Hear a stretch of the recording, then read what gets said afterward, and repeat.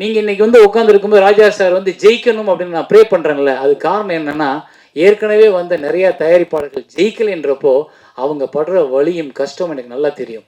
நான் திருமணம்ன்ற ஒரு ப்ரொடியூசர் ஒரு புது ப்ரொடியூசர் வச்சு படம் பண்ணும்போது அந்த படம் பிரேக் ஈவன் ஆச்சு. இருந்தால் கூட எனக்கு அந்த புது ப்ரொடியூசரை பயன்படுத்துறதுக்கு பயம் வருது.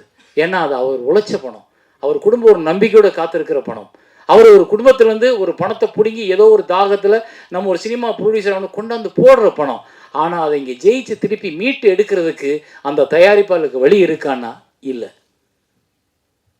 அப்போ நாங்கள் மனசாட்சி அடகு வச்சுட்டு ஒரு தயாரிப்பாளர் தெரிஞ்சே ஒரு குழிக்குள்ளே கொண்டு போய் தள்ளுறோமா அப்படின்னா ஆமாம் தள்ளுறோம்.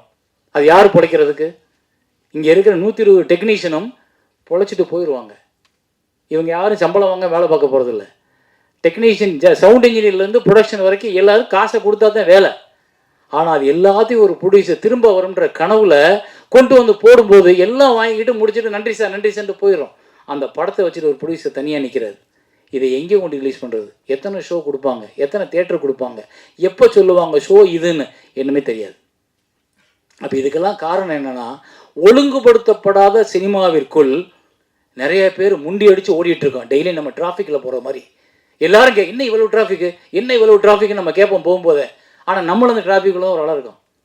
அது மாதிரி தான் சினிமா தயாரிப்பு இன்னைக்கு டிராஃபிக்குள்ளே மாட்டிக்கிட்டவங்க மாதிரி எங்கே போய் எந்த சிக்னல் என்னன்னு எப்படி திரும்பி எப்படி கொண்டு போய் மக்கள்கிட்ட சேர்ப்போம்ன்றத தெரியாத ஒரு புதிர் இருக்கும்போது இந்த புதிர் விடுவிக்கிறது ரொம்ப சிம்பிள், ரொம்ப சிம்பிள். ஒரு கட்டுப்பாடு, ஒரு ஒழுங்கு, எல்லாரும் பிழைக்கணும்ன்ற ஒரு நல்ல சிந்தனை எல்லாருக்கும் வேணும். அது இது அப்படி இப்படின்னு எப்படி பார்த்தாலும் இதுதான் ஹிட்டான ஆஃபர்.